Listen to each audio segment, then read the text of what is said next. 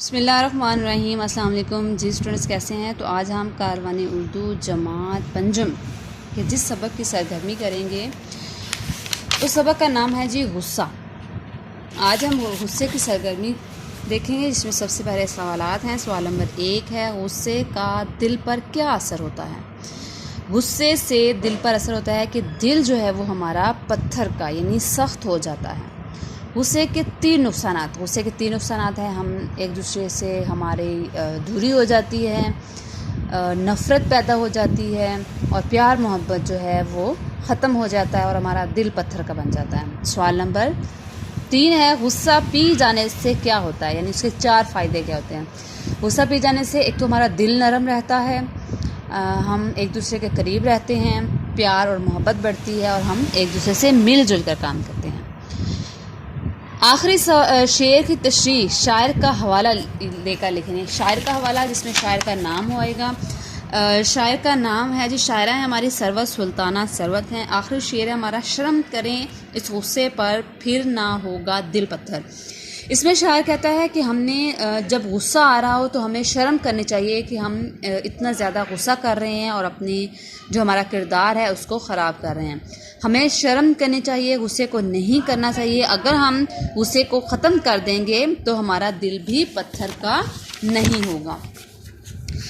آگے ہیں الفاظ محاورات، یعنی محاورے کو جملوں میں استعمال کرنا ہے۔ دل پتھر ہو جانا، غصے سے انسان کا دل پتھر کا ہو جاتا ہے۔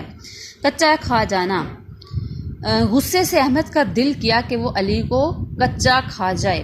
الٹ پلٹ، میں نے اپنی الماری کے سارے کپڑے الٹ پلٹ کر رکھ دیے۔ میل، ہمیں دوسروں سے میل جول اچھا کرنا چاہیے۔ منصف، لڑائی میں ہمیں منصف بن کر سوچنا چاہیے۔ منصف کا مطلب ہوتا ہے انصاف کرنے والا۔ آگے ہیں جی کافی ہوتے ہیں ہم آواز، جیسے پانی ہے تو اس سے ملتے جلتے ہم بنائیں گے دانی، نانی، جانی اور بانی۔ نفرت، غفلت، قربت، منصف اور غربت۔ دوری، نوری، چوری، گوری اور بوری۔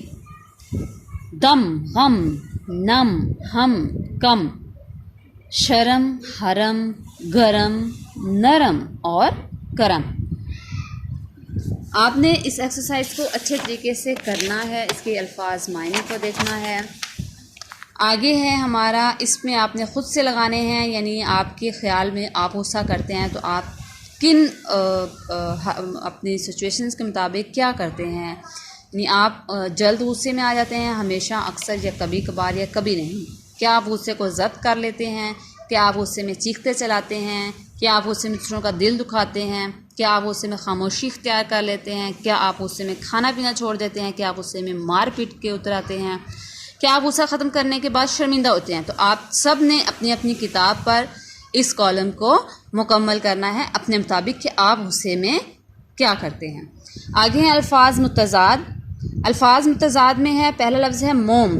موم سخت، موت زندگی، پکا کچا، محبت نفرت، آگ پانی، فرقت نزدیکی، یعنی فرقت کا مطلب ہوتا ہے دوری، جدائی، علیحدگی، اور فرقت نزدیکی۔